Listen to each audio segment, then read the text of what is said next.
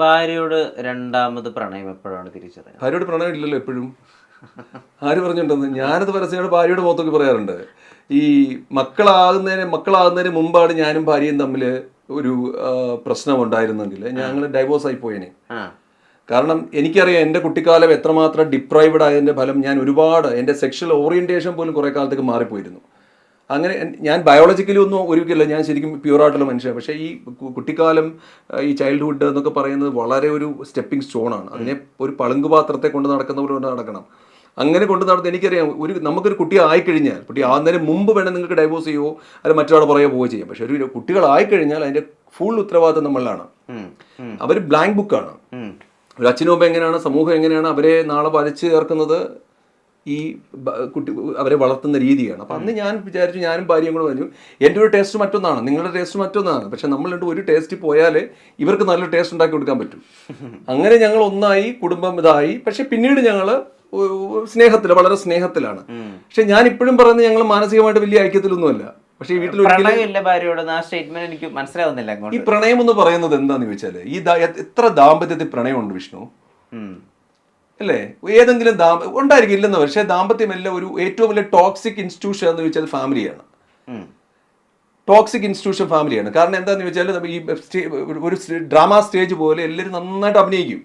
മേശപ്പുറത്തിരിക്കുമ്പോൾ ഭക്ഷണം കഴിക്കുമ്പോൾ ഭയങ്കര അഭിനയിക്കും. പ്രാഞ്ചിയേട്ടനെ കാണിക്കുന്നത് പോലെ ഭാര്യ, ഞാൻ എപ്പോഴും പറയാറുണ്ട്, ഇപ്പം കിടപ്പറ പങ്കിടുന്ന ഒരു ഭാര്യയും ഭർത്താവിൻ്റെ മനസ്സിൽ ഒരുപാട് കാലം കഴിയുമ്പോൾ കൂടെ കിടക്കുന്നത് സുസ്മിത സെന്നും ഐശ്വര്യയൊക്കെ ആയിരിക്കാം ഒരു പക്ഷേ. അത് ലോകത്തിന്റെ റൂളാണ്. പ്രത്യേകിച്ച് നമ്മളെ ഇവിടെ ഡിസൈൻ ചെയ്തിരിക്കുന്നത് തന്നെ ഈ പുരുഷന്മാരെ പുതിയത് തേടി പോവുകയും, ഇപ്പം ലൈഫ് പാർട്ണർ നമ്മൾ ഡയലോഗ് പറയുന്നുണ്ട്, ഒരു പുരുഷൻ നോക്കുന്നത് നല്ല മാറിടം, നല്ല അരക്കെട്ട്, സുന്ദര വടിവൊത്ത മുഖമെന്നൊക്കെ ആയിരിക്കും. പക്ഷെ ഒരു സ്ത്രീ നോക്കുന്നത് തൻ്റെ കുട്ടികളെ വളർത്താൻ കരുത്തുള്ള ഒരു പുരുഷനാണ്. അത് പല സ്ത്രീകളും മസ്കുലറായിട്ടുള്ള, അത് പ്രകൃതി ഡിസൈൻ ചെയ്തിരിക്കുന്നത് അങ്ങനെയാണ്. കുറെ കഴിയുമ്പോഴത്തേക്ക് പുരുഷന്മാരെന്ത് ചെയ്തും അടുത്തതിലേക്ക് ചാടിപ്പോയോണ്ടാണ് സമൂഹം ഒരു സിസ്റ്റം ഉണ്ടാക്കി, മാരേജ് എന്നൊരു സിസ്റ്റം ഉണ്ടാക്കി, ഇൻസ്റ്റിറ്റ്യൂഷൻ ഓഫ് മാരേജ് ഉണ്ടാക്കിയിട്ട് അതിനകത്ത് രണ്ടുപേരെ കെട്ടിയിടുന്നത്. കെട്ടിയിടൽ മാത്രമേ ഉള്ളൂ. പക്ഷെ പലയിടത്തും അതിനകത്ത് എനിക്ക് തോന്നുന്നില്ല അവർ 100% പ്രണയമാണെന്ന്. പ്രണയം അതല്ല വിഷ്ണു. ഞാൻ വിഷ്ണുവിൻ്റെ അടുത്ത് ഇരിക്കുമ്പോൾ, അല്ലെങ്കിൽ ഒരു പെൺകുട്ടിയുടെ അടുത്തിരിക്കും ജീവിക്കുമ്പോൾ, അത് ഭാര്യയായാലും കാമുകിയായാലും ലൈംഗിക തൊഴിലാളിയായാലും എനിക്ക് എന്നെ മറക്കാൻ കഴിയണം. അല്ലേ? പരിസരം മറന്നു പോകണം. ചുരുങ്ങുന്ന അവസ്ഥയാണ്. ഇപ്പൊ ധ്യാനം എന്താ? നിങ്ങൾ എത്ര മണിക്കൂർ ധ്യാനിക്കുമെന്ന് ചോദിച്ചാല് ഞാൻ 5 മണിക്കൂർ ധ്യാനിക്കുമെന്ന് പറയുന്ന ഒരുത്തൻ ധ്യാനിക്കുന്നില്ല. ധ്യാനം സമയത്തിനും കാലത്തിനും സാഹചര്യത്തിനും അതീതമാണ്. ഞാനല്ല ഈ പോകുന്ന ഒരു മുഹൂർത്തമാണ് ധ്യാനം എന്ന് പറയുന്നത്. ആർക്ക് ധ്യാനിക്കാൻ പറ്റും? എനിക്ക് ധ്യാനിക്കാൻ പറ്റും, പക്ഷെ ധ്യാനിക്കാൻ പറ്റില്ല. പക്ഷെ ഞാൻ വർക്ക് ചെയ്യുമ്പോൾ ഞാൻ എന്നെ മറക്കും. ഇപ്പോൾ ലോഹിസാറിൻ്റെ കാര്യം പറഞ്ഞില്ല, അദ്ദേഹം എഴുത്ത് വരുമ്പോൾ അദ്ദേഹത്തെ മറക്കും. ഓരോ എഴുത്തുകാരും അവരെ മറക്കുന്നിടത്ത് അതൊരു ധ്യാനാവസ്ഥയാണ്. ഭാര്യയ്ക്ക് സങ്കടാവില്ല, എനിക്ക് നിന്നോട് പ്രണയമേ ഉണ്ടായിരുന്നില്ല ഇത്രയും കാലം എന്നൊക്കെ പറയുമ്പോൾ? ഞാൻ ഫസ്റ്റ് നൈറ്റ് പറഞ്ഞിട്ട് ഞാൻ നിങ്ങളോട് 100% സത്യസന്ധനായിരിക്കുമെന്ന്. ഞാൻ കള്ളം പറഞ്ഞ് സൂചിപ്പിക്കാണ്ട് നല്ലതല്ലേ സത്യം പറഞ്ഞ് സ്നേഹിക്കുന്നത്? സ്നേഹവും പ്രണയം രണ്ടാണ് വിഷ്ണു. മനസ്സിൽ എന്തൊക്കെയാ സ്വപ്ന പദ്ധതികൾ? എനിക്ക് ജീവിതത്തിൽ വലിയൊരു എയിമുണ്ട്, വലിയ എയിം. ആ എയിമിന് വേണ്ടി നടക്കുക എന്നുള്ളതാണ്. അക്കാഡമി അവാർഡ്സ് ഉണ്ടോ അതിന്? നമ്മുടെ സിനിമകൾ കുറെ ലോകത്തിലേക്ക് ഇറങ്ങി ചെല്ലണം, അത് ലോകത്ത് അറിയപ്പെടുന്ന അവാർഡുകൾക്ക് അപ്പുറത്തേക്ക് ചർച്ച ചെയ്യപ്പെടണം. നമ്മുടെ എന്താ സംഭവം? ഇപ്പം സോഷ്യൽ മീഡിയ പോസ്റ്റ് എന്നോട് എന്തിനിടുന്നു ചോദിച്ചാൽ എനിക്ക് കുറേ ആശയങ്ങളുണ്ട്. ഇപ്പം എൻ്റെ ജീവിത പാഠങ്ങൾ, എൻ്റെ ജീവിതാനുഭവങ്ങളൊക്കെ ലോകത്തോട് പറയാൻ ഉപയോഗിക്കുന്ന ഒരു മീഡിയമാണ് എനിക്ക് സോഷ്യൽ മീഡിയ. സിനിമ എനിക്കത് തന്നെയാണ്.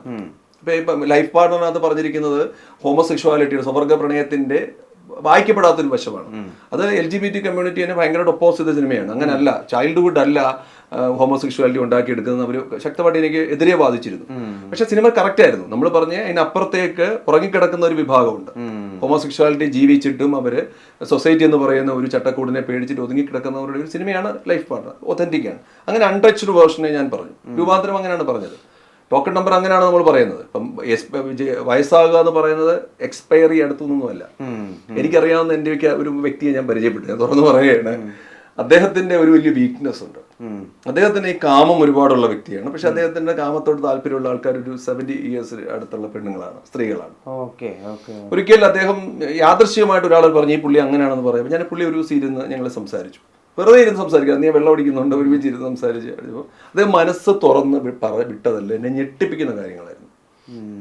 അതിനെക്കുറിച്ച് ഒരുപാട് അന്വേഷിച്ചപ്പം ഇതൊരു സത്യമായിരുന്നു. അത് ഇപ്പം ഇതിനകത്തൊരു സീൻ നമ്മൾ വെച്ചിട്ടുണ്ട്. അതായത് ഇവരെ മുറി അടച്ചിട്ട്, എല്ലാവരുടെയും മുറികൾ ഒരു ബൗണ്ടറീസ് ആണ്. ഇപ്പൊ വിഷ്ണുവിന്റെ മുറി എന്റെ മുറിയും പുറത്ത് ഞാൻ എത്രയൊക്കെ മാന്യതയുടെ മുഖംമൂടി ധരിച്ചാലും ഞാൻ ഒരു വാതിലടച്ചാൽ അത് എന്റെ സ്വകാര്യമായ ഒരു ബൗണ്ടറിയാണ്. അവിടെ എനിക്ക് എങ്ങനെയും ജീവിക്കാം. ഒരു വിധവയായ സ്ത്രീ നമ്മുടെ സിനിമയിൽ സമൂഹം മുഴുവൻ വൈധവ്യം അല്ലെങ്കിൽ പ്രായമായ സ്ത്രീ എന്ന് പറയും. പിന്നെ അവർക്ക് വികാര വിചാരങ്ങളൊന്നുമില്ല. മക്കളെ കൊച്ചുമക്കളെയൊക്കെ നോക്കി അവർ കാലത്തൊട്ടും അനുഗ്രഹിച്ച് അങ്ങനെ ജീവിച്ച് മരിച്ചു പോക്കണം, അങ്ങനെയാണ്. പക്ഷെ അവരിൽ ഒരു സ്ത്രീ ജീവിക്കുന്നുണ്ട്. അപ്പൊ ഈ സ്ത്രീ കഥ കടച്ചിട്ട് ഇവരുടെ ശരീരം കാണുന്നുണ്ട്. ഇവര് കണ്ടു കഴിഞ്ഞ് നെക്സ്റ്റ് ഷോട്ട് നമ്മൾ കട്ട് ചെയ്യുന്നത്, സീൻ കട്ട് ചെയ്യുന്നത് അവര് നിരനായിങ്ങനെ ജപിക്കുകയാണ്. അവിടെ അവർക്ക് ഒച്ചയെ സംസാരിക്കാം. അപ്പൊ ഭക്തി, ഈ പറയുന്ന ബഹുമാനം, ഇതൊക്കെ ഇവരുടെ മനസ്സിനെ അടിച്ചമർത്തപ്പെടുന്നതാണ്. ഇതിനെ നമ്മൾ പൊളിക്കാൻ തീരുമാനിച്ചു. അതാണ് നമ്മൾ ടോക്കൺ നമ്പർ പറയാൻ തീരുമാനിക്കുന്നത്. പ്രായമാകുക എന്ന് പറയുന്നത് എക്സ്പയർ ചെയ്യുന്നതല്ല.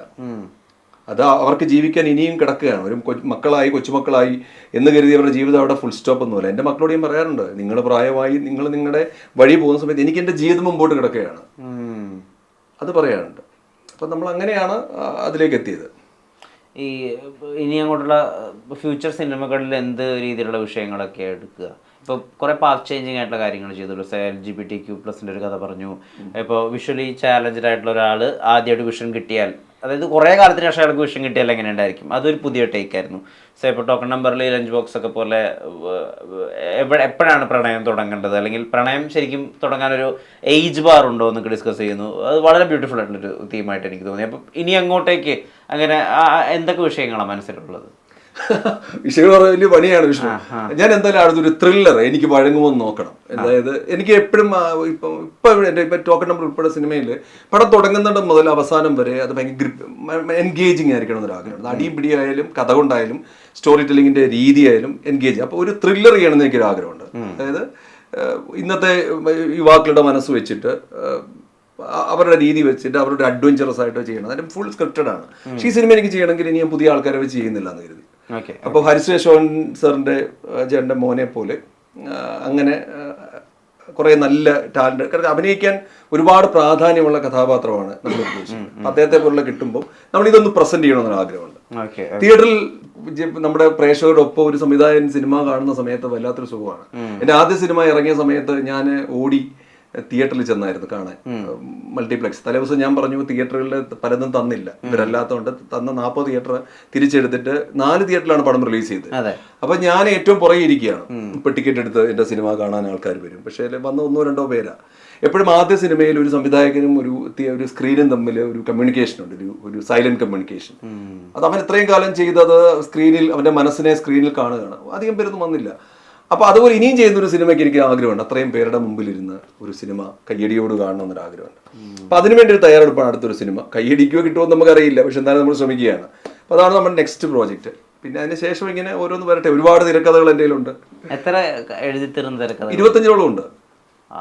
കാരണം എനിക്ക് സങ്കടങ്ങൾ വരുമ്പോൾ എനിക്ക് തീർക്കാൻ പേപ്പറുകൾ മാത്രമേ ഉള്ളൂ. പുറത്തു പോയി കറങ്ങാൻ പോകുന്നില്ല. ഞാൻ ഈ മുറിയിൽ അടച്ചിട്ടിരുന്ന് എന്തെങ്കിലുമൊക്കെ എഴുതി. അപ്പോൾ 25 സിനിമകൾക്കുള്ള സ്കോപ്പ് ഉണ്ട് എന്ന് പറയാൻ പറ്റില്ല. കാരണം എന്താന്ന് വെച്ചാൽ ഓരോ എഴുത്തും ആ സമയത്തിന്റെ വികാരമാണ് അല്ലെങ്കിൽ പ്രകടനമാണ്. അത് പിന്നീട് അത് കറക്റ്റ് ആവും നമുക്ക് അറിയാൻ പറ്റില്ല. ഒരു സിനിമ ചെയ്യണമെന്ന് തോന്നുമ്പോൾ ഞാൻ ദിലീപ് ഏട്ടന്റെ പുറകെ കുറെ കാലം നടക്കുകയാണ്. അതിഗംഭീരമായിട്ടൊരു കോമഡി ട്രാക്കിലുള്ള ഒരു ഫാസ്റ്റ് ആയിട്ടുള്ള സിനിമയാണ് അദ്ദേഹം. അതായത് 6 വർഷം മുമ്പോട്ട് നടക്കുകയാണ്. അപ്പം ഇന്ന് വരുന്ന സമയത്ത് അദ്ദേഹത്തിന് ചെയ്യാൻ പറ്റില്ല. ഇപ്പൊ കുഞ്ചാക്കോ പോലെ വെച്ച് ചെയ്യാമെങ്കിൽ അത് നല്ല സിനിമയായിരിക്കും. അപ്പൊ അത് ഈ സമയത്ത് നമുക്ക് അന്ന് ചിന്തിച്ച പലതും ഇപ്പൊ വായിക്കുമ്പോൾ പലതും മാറ്റേണ്ടി വരും. ടൈം സ്പെസിഫിക് ആണ്. എല്ലാം അങ്ങനെയാണല്ലോ. അല്ലെ പിന്നെ കാലാതീതമായി ചിന്തിക്കുന്ന ഇപ്പം ലൈഫ് പാർട്ണർ ഇപ്പം ചെയ്താലും അത് തന്നെ നമുക്ക് ചെയ്യാൻ പറ്റും.